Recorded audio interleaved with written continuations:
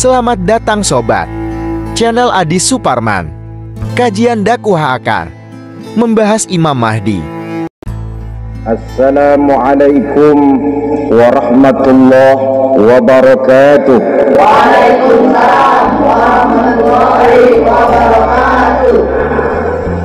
Alhamdulillah, wassalatu wassalamu ala sayyidina Rasulillah, sayyidina wa maulana Muhammad ibn Abdullah wa ala alihi wa sahbihi wa mawala. La hawla wa la quwwata illa billah, amma ba'du. Bapak-bapak, ibu-ibu, saudara-saudara kaum muslimin rahimakumullah. Pada pertemuan yang lalu sudah saya jelaskan bahwa hidup selalu berakhir dengan kematian. Apabila datang kematian menimpa seseorang, datanglah kiamat baginya. Itu yang disebut dengan kiamat kecil. Hakikatnya mati adalah perpindahan dari kehidupan di dunia ini menuju kehidupan di alam barzakh. Menunggu kita di alam barzakh sampai datangnya saat kiamat. Entah 10 tahun, entah 100 tahun, entah 1000 tahun, hanya Allah saja yang maha tahu. Adapun orang-orang beriman yang melakukan amal kebajikan dalam kehidupan di dunia ini, masa penantian yang lama di alam barzakh buat mereka sebentar saja. Tetapi bagi orang-orang kafir yang ingkar, yang tidak beriman kepada Allah, yang hidup di dunia cuma menumpuk-numpuk dosa, tentu penantian di alam barzakh akan merupakan waktu yang sangat lama. Bukankah dalam kehidupan kita waktu itu memang relatif? Contoh misalnya, bagi pemuda-pemudi yang sedang duduk asyik memadu cinta,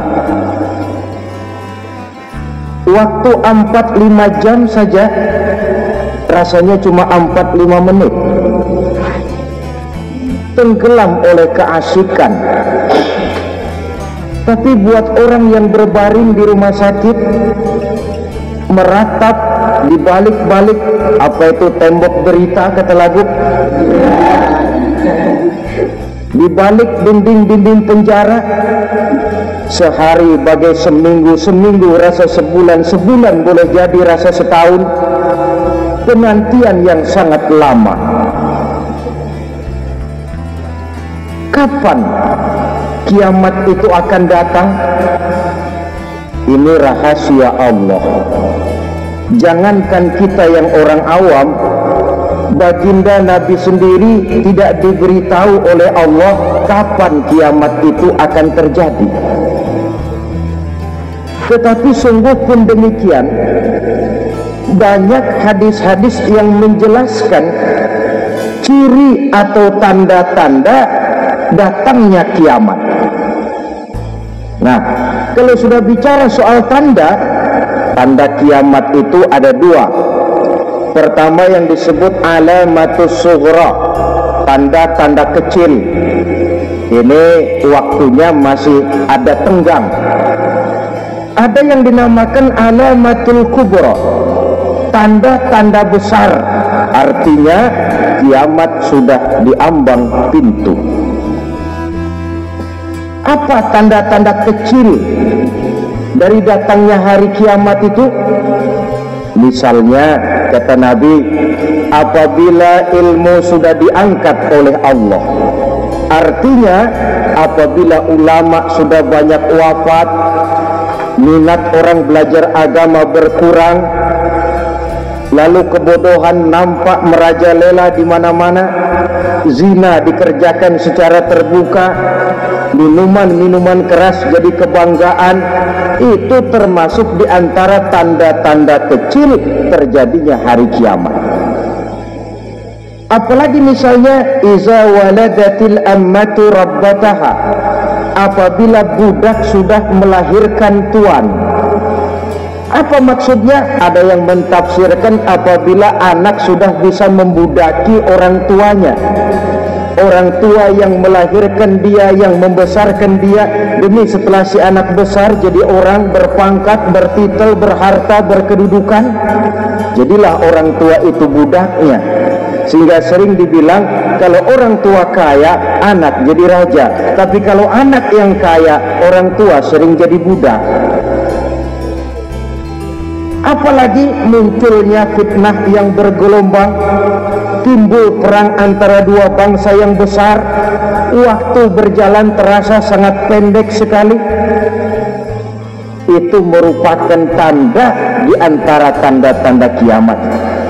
Termasuk di dalamnya sulit membedakan mana laki, mana perempuan. Dan kalau tanda-tanda kayak begini sekarang sudah banyak kita lihat kan.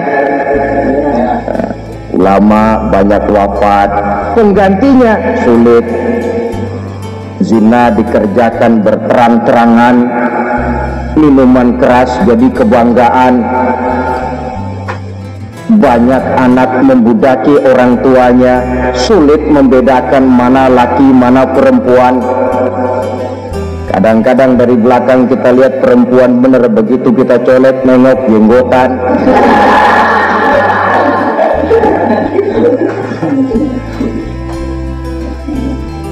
Ini termasuk tanda-tanda kecil, masih ada tenggang sampai akan terjadinya kiamat itu.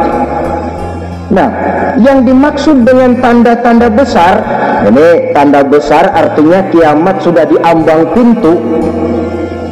Pertama, matahari terbit dari sebelah barat. Apabila matahari sudah terbit dari arah sebelah barat, tertutuplah sudah pintu taubat.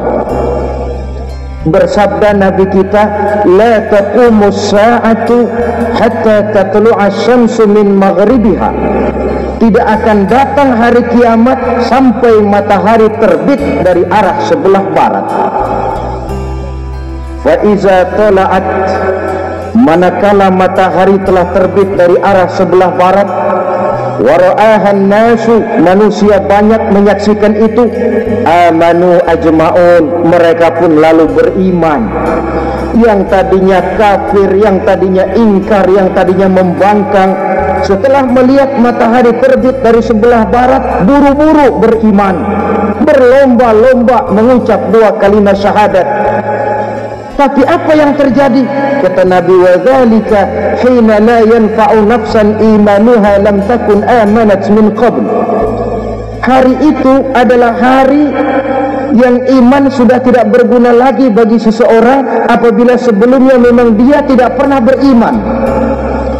Au kasabat fi imaniha khaira, atau beriman tetapi tidak pernah melakukan kebajikan di dalam keimanannya itu. Hari yang sudah kasib, hari yang sudah terlambat, beriman tidak akan ada gunanya lagi. Ini pelajaran buat kita. Sebelum sang surya terbit dari sebelah barat, sebelum nafas sampai di tenggorokan, artinya pintu taubat masih terbuka. Kalau dua hal itu sudah terwujud, nafas sudah sampai di kerongkongan atau matahari sudah terbit dari arah sebelah barat, tertutuplah sudah pintu taubat. Tak ada lagi gunanya pangkat, jabatan, harta, bahkan beriman pun dalam suasana macam itu. Too late, kata orang Kulon. Sudah terlambat. Matahari terbit dari arah sebelah barat. Itu tanda besar, artinya kiamat sudah di ambang pintu. Lalu apalagi tanda besar? Munculnya Dajjal. Dajjal artinya pendusta-pendusta yang menyesatkan manusia. Ada dua macam Dajjal, saudara. Ada Dajjal kecil, ini Dajjal kelas teri. Kalau ini sejak zaman Rasulullah sudah ada itu. tiap zaman ada. Di zaman Rasulullah misalnya